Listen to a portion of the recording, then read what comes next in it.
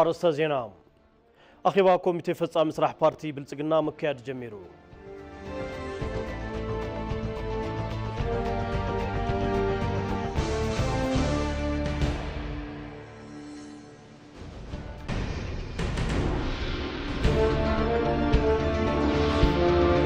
بارتي سمرت مسراتي قبايئو يسالت الله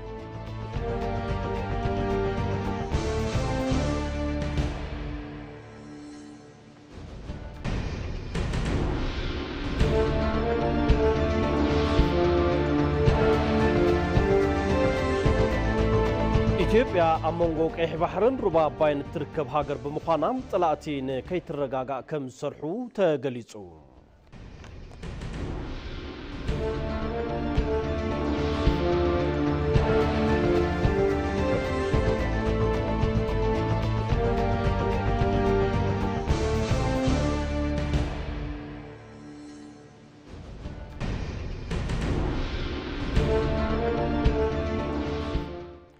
على عربي 14 تقمتي 2018 عام تمرت مشت ساعات 1 عقيلو ناباكم استدالو ما ادينا اي تي في تغنيا حزنا لكم قريبنا لنا كمي تمسيو كبرات تملكتي مزيناتات غيتاچو الله مساهم كصني حسناي مكتال نكونلكم تمنيتنا ايو فلما حصرت زيناتات اخي با كوميتي فصامي سراح بارتي بلصقنا مكياد جميرو بريزيدنت بارتين قدما منستر ابي احمد اب محبراو ميديا مابزم حلالفو وملختي كوميتي فصامي سراح بارتي بلصقنا لومين غو اب استفلاليو هاغراون زتفلاليو اجنداتات اتي بارتين نمزتاي اخيبا كمز جمرم افليطوم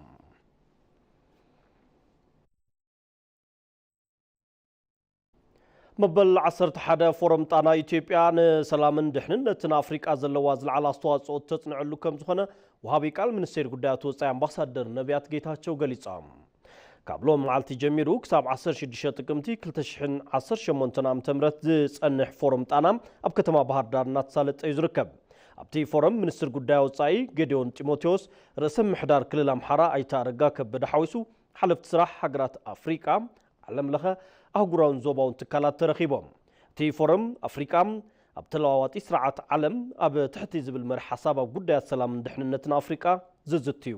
تي فورم صباحن دحر صباحن اب اديس ابابا كم زقصلون تغليصو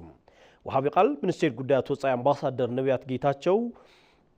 ንግልጋሎ ዜና ኢትዮጵያ ከም ዝበልዎም ፎረም ጣና ኣብ ጉዳያት ሰላም ድሕንነትን ብምዝታይ መፍትሒ ዘመላኽቱ ምክረ ሓሳባት ዝቀርበሉ ኣህጉራዊ መድረኽ እዩ ቲ ፎረም ኣካላት መንግስቲ ሚኒስትራት ኣህጉራውን ዓለም ለኻውን መውጻእቲ ፖሊሲ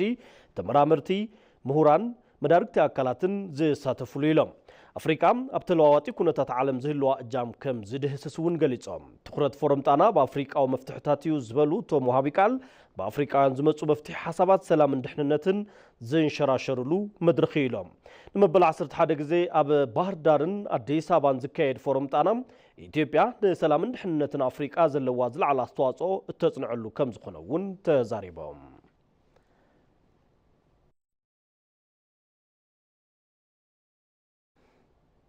مبل عسران شوعاتن عمتاوي قوباية عناب جمع يسالت اللهم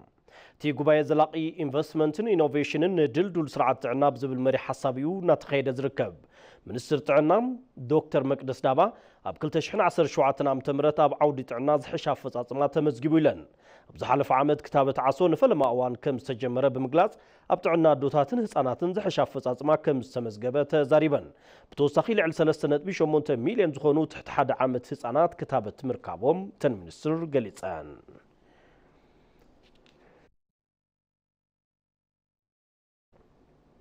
بارتي ديمقراسياوي سمرت تግራይ مسراتي ጉባኤኡ ኣብ አዲስ አበባ ሳሊጡ ተሓባሪ ኮሚቴ ውዳበቲ ፓርቲ ጌታቸው ረዳ መኽፈቲት መስራቲ ጉባኤ ኣብ ዝገበርዎ መደረም ህልውና ህዝቢ ትግራይ ንምሕላው ክንሰርሕ ኣለና ኢሎም እቲ ፓርቲ ክሳብ ሕዚ ልዕሊ 5600 ኣባላት ምምዝጋቡ ብምሕባር ኣባላቱ ኣብቲ መስራቲ ጉባኤ ክሳተፉ ተደለዩውን ካብ ትግራይ ብምኽንያት ጸገም ጸጥታ ክመጹ ዘይምኽኣሎም ሓቢሮም تي بارتي حزب تግራይ بسنكي ፖለቲከኛታት ዝበጽሖ ዘሎ ጽዕንቶ በሰላማዊ መገዲ ንምቅላስ ከም ዝተመስረተ ዝተገልጸ እንትኸውን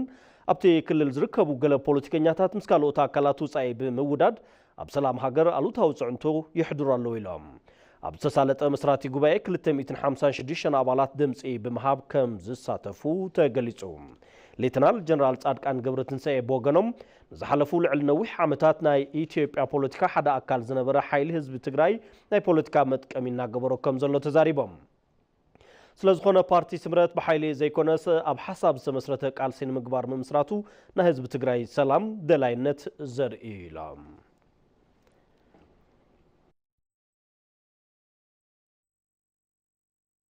ኣብ ዞባ ሆሮ ጉድሩ ወለጋ ምምሕያሽ ኩነታት ሰላም ስዒቡ ዝተፈላለዩ ስራሕቲ ልምዓት እንዳሳለጡ ከም ዝርከቡ ተገሊጹ ኣብ ዝሓለፉ ዓመታት ኣብ ዞባ ሆሮ ጉድሩ ወለጋ ብሰንኪ ዝነበረ ጸገም ጸጥታ ኣብ ልዕሊ ስራሕቲ ልምዓት ዞባ ጸገማት ኣጋጢሞም ምንባሮም ዝዝከር እዩ ኣብዚ ሕዚ እዋን ብምትሕብባር መንግስትን ሕብረተሰብን ኩነታት ሰላም ዞባ ብምምሕያሹ ስራሕቲ ልምዓት ትምህርቲ ሕርሻን ካልኦትን ይሳለጡ ምህላዎም ተገሊጹ ኣብቲ ዞባ ነበርቲ ወረዳ ገነቲ ዝሓሸ ኩነታት ሰላም ብምፍጣሩ ነጋዳይ ብሰላምና ነገደ ሓረስቶት ስራሕቲ ሕርሽኦም እናወገኑ ምዃኖምን ከይዲ ስራሕቲ ምምሃር ምስትምሃር እውን ብኣግባቡ ይሳለጥ ምህላው ገሊጾም ኣብቲ ወረዳ ትምህርቶም ኣብ ምክትታል ዘለው ተምሃሮ እቲ ዝተረኸበ ሰላም ብምጥቃም ትኹረቶም ኣብ ትምህርቶም ገይሮም ልዑል ውፅኢት ንምምዝጋብ ይሰርሑ ምህላዎም ዝገለጹ ኮይኖም መምህራን እውን ከይዲ ምምሃር ምስትምሃር ብኣግባቡ ይውገን ምህላው ገሊጾም ነቲ ሕብረተሰብ ሰላም እንዳሓለወ ስራሕቲ ልምዓት እውን እንዳወገነ ምዃኑ ኣብ ማሕዳሪ ወረዳ ጅማ ገነቲ ኣይተ ፍርዲ ሳደበላ ገሊጾም ኣብቲ ብዝተፈጠረ ምምሕያሽ ሰላም ምንቅስቃስ ማሕበረ ኢኮኖሚቲ ዞባ እንዳተመሓየሹ ምዃኖም ምክትል ኣመሓዳሪ ዞባ ሆሮ ጉድሩ ሉሉ ቅጣታ ተዛሪቦም ክብል ጸብጻብ ቤት ጽሕፈት ኮሙኒኬሽን እቲ ዞባ ኣመላኺቱ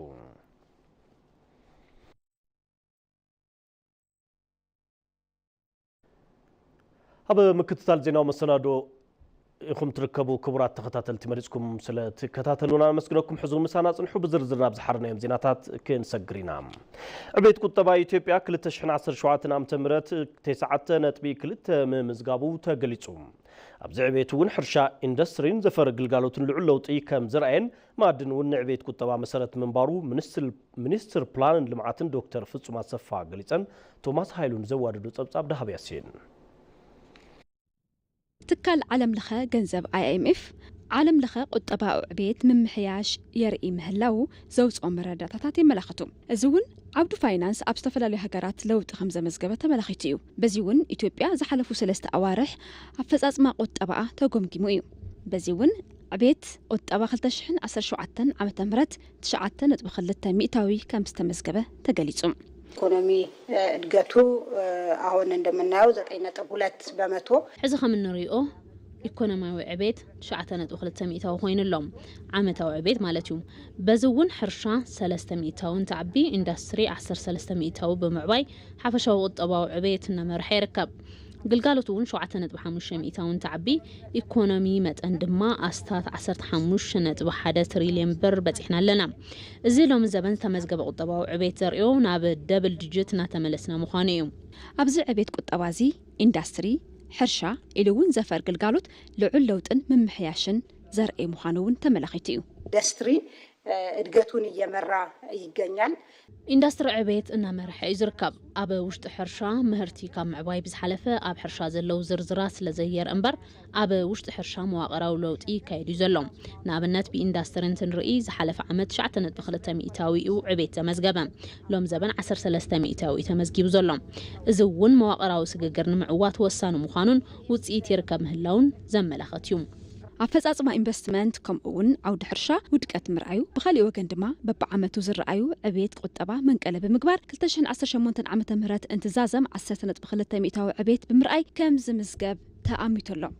بولت شاسة سمنت 10.2 بمتو يتوقع إيكونومي እንደሚያድግ ተተንብዮል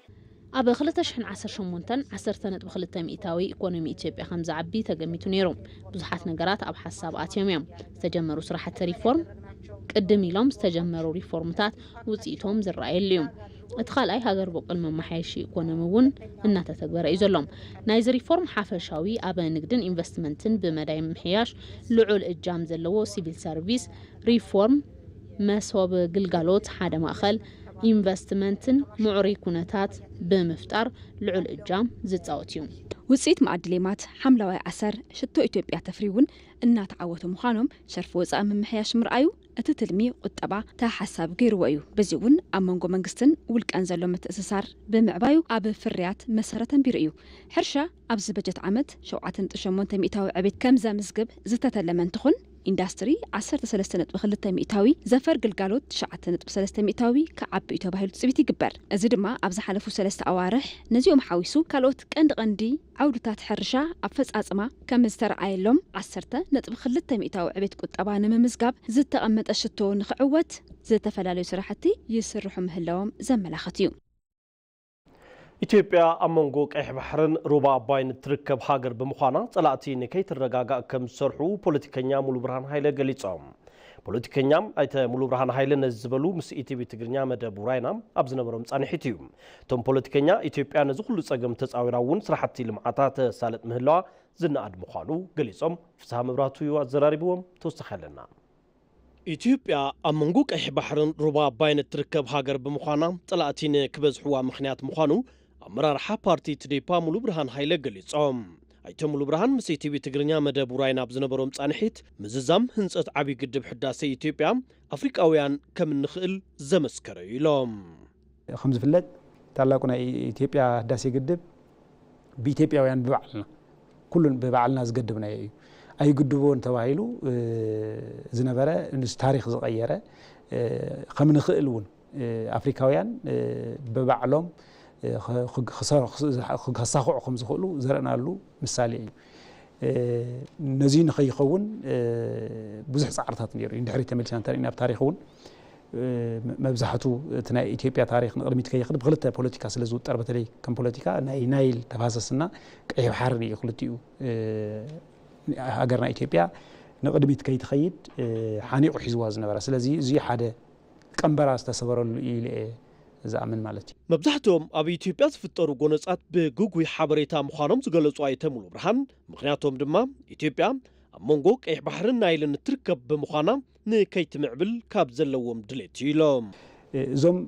ዘልዕልናዮም ሜጋ ፕሮጀክትታት እዚኦም ክሳኽዑ እንተኮይኖም ብዋናነት ታየለና እዩ ሰላም ከለየና እዩ ማለት እዩ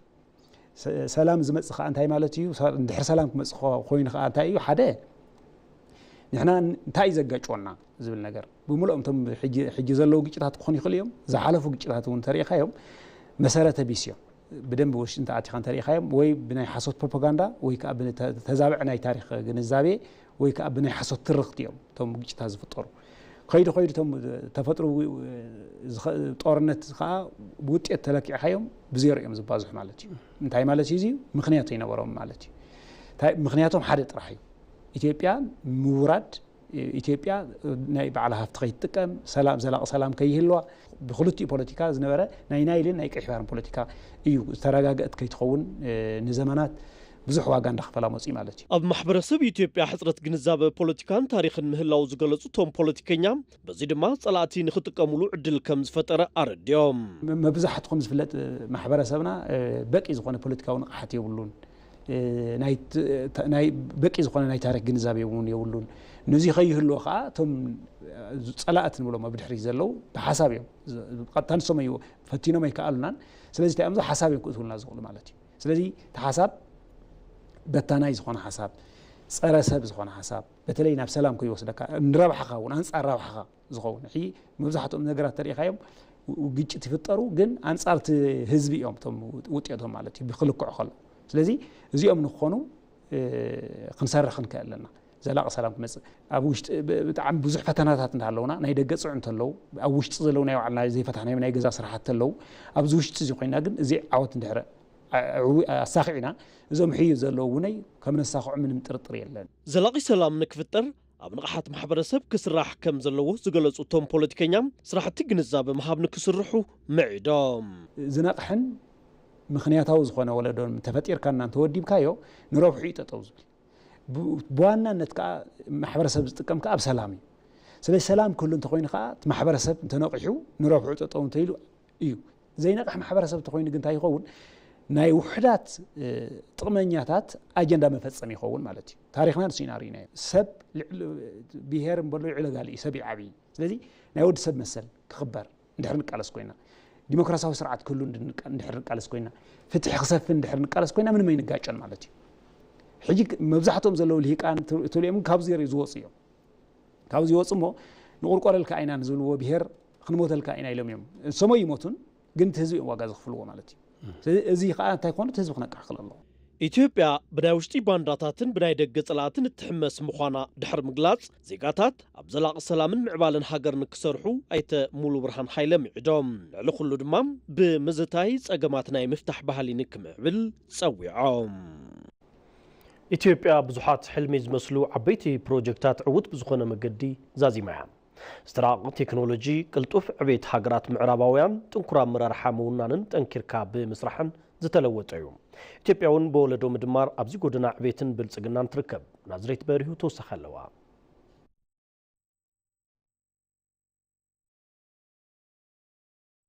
ጥንታዊ ስልጣነን ውዕውዕ ታሪኽን ዘማዕበለ ባህልን ሃኒፀን ኣብ ድርሳናት ታሪኽ ካብ ዝቐመጣ ኣብ ቅድሚ ሰፈር ሃገራት ኢትዮጵያ ሓንቲ እያ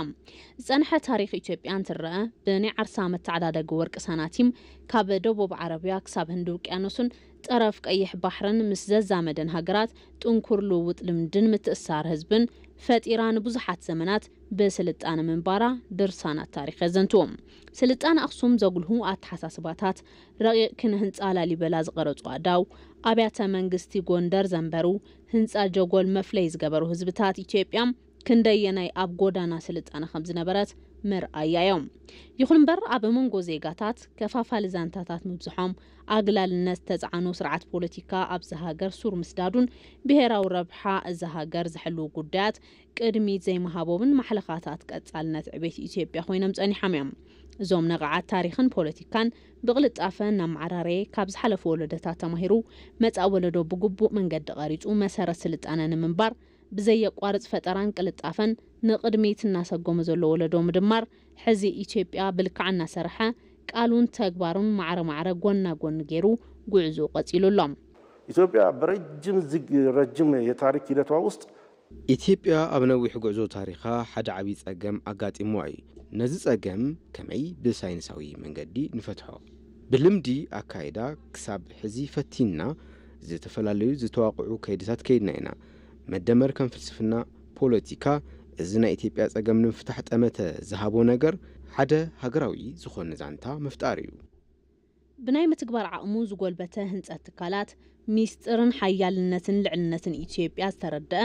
መጻኢ ተስፋን ዕድላን ዝበሃግ ሕብረ ብሄራዊት ሃገር ሓበራዊ ዛንታ ዘለዋ ዝቐንዕትን ዝተኸበረትን ሃገር ኣብ ሃዲድ ብረኻ ትርከብ ኢትዮጵያ ብናይ ዓርሳ ውሽጣዊ ዓቕሚ ደቃ ኣተሓባቢራ ኣይኾኑን ዝተባሃሉ ብዙሓት ሕልሚ ዝመስሉ ጋህድ ገይራ እያ መጻኢ ወለዶ እውን ተስፋ ዘለዋን ዜጋታታ ተባሃጊት ሃገርን ክርከብ ላዕልን ታሕትን እናበለት እያ ኢትዮጵያውያን ማሰብ ያለብን ወደፊት ራእያችን ምንድን ነው ኢትዮጵያውያን ክንሓስቦ ዘለና ንቅድሚት ሸቱና እንታይ እዩ ንቅድሚት እንደቅና ነውርሶ እንታይ እዩ እሕና ዝተጎዳእናሎም ታሪኻት ድዮም ሓድሽቲ ኣማረፅቲ ፈቲና ነዞም ጸገማት ቀስ ብቐስ ብዝተፈላለየ መንገዲ ንምፍታሕ ክንፍትን ኣለና ንደቅና ሰናይ ዘመን ንምትሕልላፍ ቆራፀት ክንከውን ኣለና ዝተረኣኡ ቴክኖሎጂ ሃገራት ዓለም ሰማይ ዝበፅሐ ዕቤት ዝገዘፈ ጽዕንቶን ብደም ጥራሕ ዘይኮነስ ደኺምካ ሪህፅካ ጠንኪርካ ብምስራሕ ዝተለወጠ ታሪኽ እዩ ምዕራባውያን እኮ ብዙ ሀገሮችን እስከ ቻይና ድረስ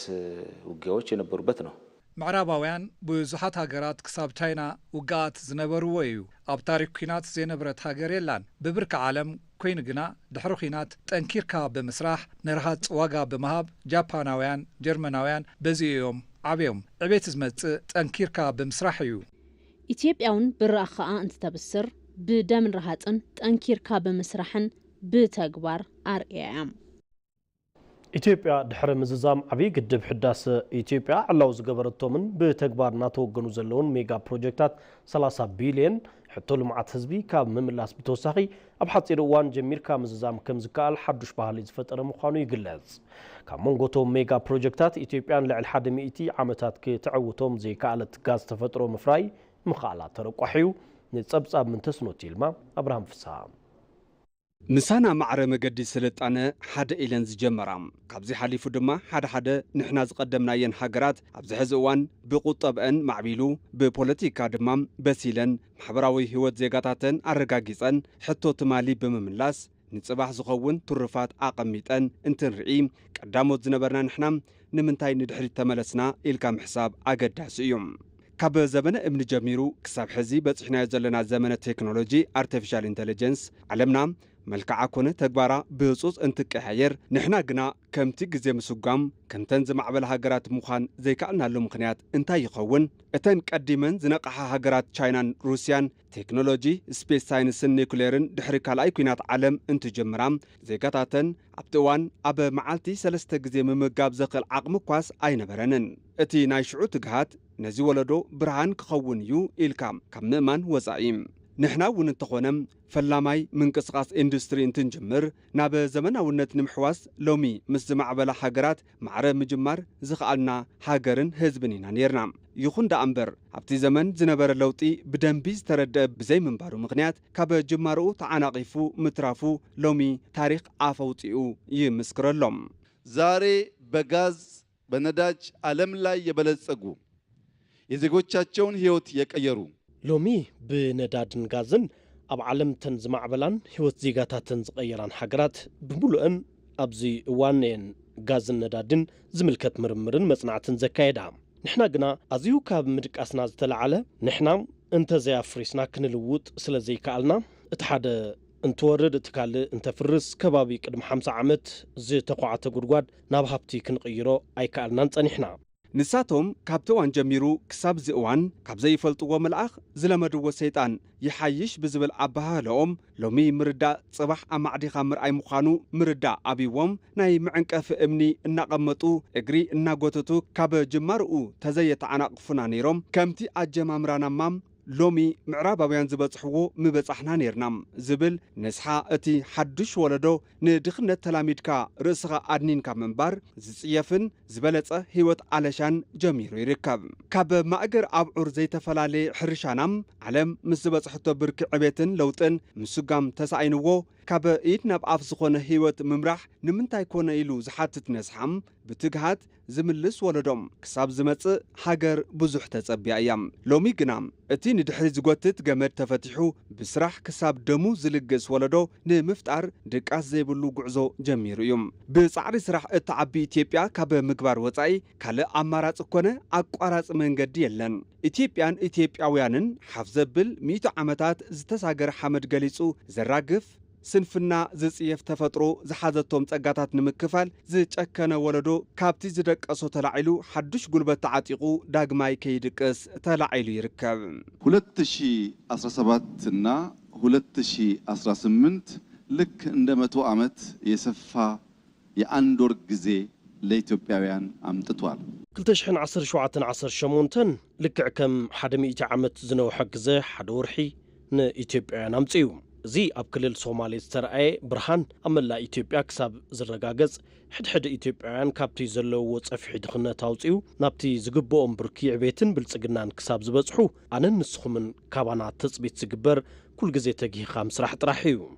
ሕዚ ካብ ምድቃሳ ዝነቕሐት ሃገረ ኢትዮጵያ ህዝባ ንምብልጻግ ምስ ጸገማት ምድፍፋእ ይኾኖ ዝበለት ትመስል ንዘመናት ዝተሳገሩ ጸገማት መፍትሕን ምምጻእ ብህጹጽ ክትጓዓዝ መሪጻ ኣላ። ክሳብ ሎሚ ኣበይ ነርና ዝብል ነስሓ ዝምልስ ካብ ተስፋ ብርሃን ወለዶም ናብ ዝጭበጥ ብርሃን ዝግበር ጉዕዞ ከም ዝዕወት ኣሚና ዝጀመረት ሃገር ዘይነቕሑ ንኽነቕሑ እናነቕነቐት ዘይረኣዩ ድማ ንኽሪኡ ሓድሽ መልክዓ እናገለጸት ኣብ ዝኾነ እዋን ጠጠው ዘይብል ኣብ ሓጺር እዋን ናይ ምምዕባል ሕልማም ጋህዲ ንምግባር ተስፋ ዘይኮነስ ሪቫን እናቆረጸት ምጓዓዛም ቀጺላላ።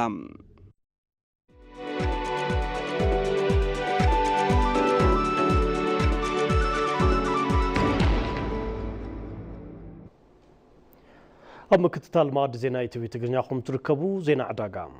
ኮርፖሬሽን ማዕድን ኢትዮጵያን ኩባንያ እንግሊዝ ሰንበርድ ባዮፊውልን ኣብ አቪዬሽን ልማዓት ነዳዲ ብምትሕብባር ንምስራሕ ዘኽእል ስምምዕነት ከቲሞም። ኣብቲ ሰነድ ስምምዕነት ዋና ፈጻሚ ስራሕ ኮርፖሬሽን ማዕድን ኢትዮጵያ ኣይተ ቴዎድሮስ ጌታቸውን ዋና ፈጻሚ ስራሕቲ ኩባንያ ሪቻርድ ቤኒትን ክታሞም ኣንቢሮምሉ።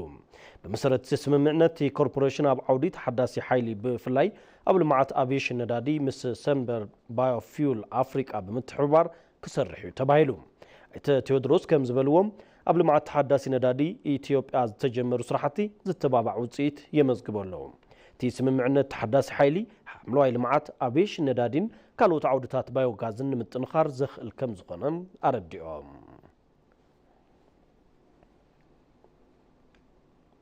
زينو مسنادوتاتنا قدمي مززامنا قندغنتوتاتنا كنزخاخركم أخيبا كوميتي فصام مسرح بارتي بلصقنا مكياد جميرو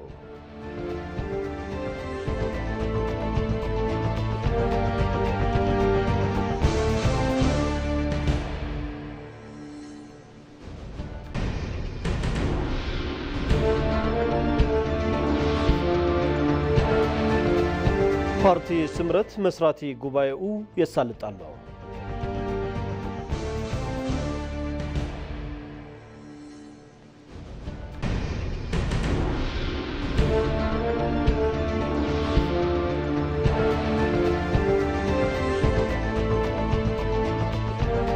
ኢትዮጵያ አመንጎ ቀይ ባህርን ሩባ አባይን ትርከብ ሀገር በመሆኗ ጸላቲን ከይትረጋጋ ከምሰርሑ ተገልጹ